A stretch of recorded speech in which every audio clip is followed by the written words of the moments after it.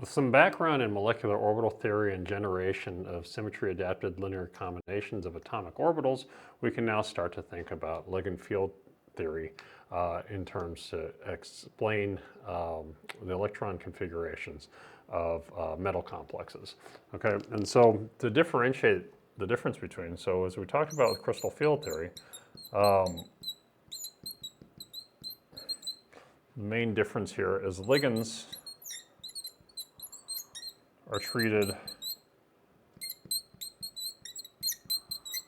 as point charges. Okay.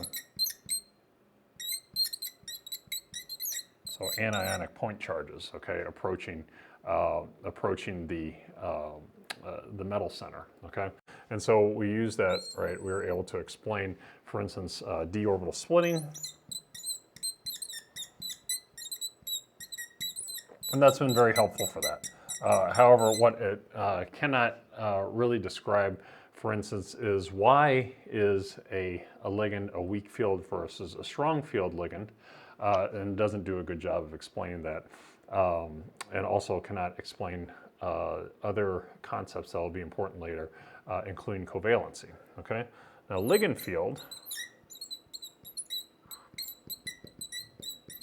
So uses molecular orbital theory. Okay, its basis is in molecular orbital theory. And so ligands, in this case, ligand orbitals are included for the basis set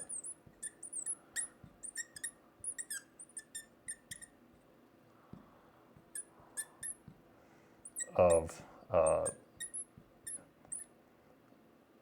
the SALCs, okay?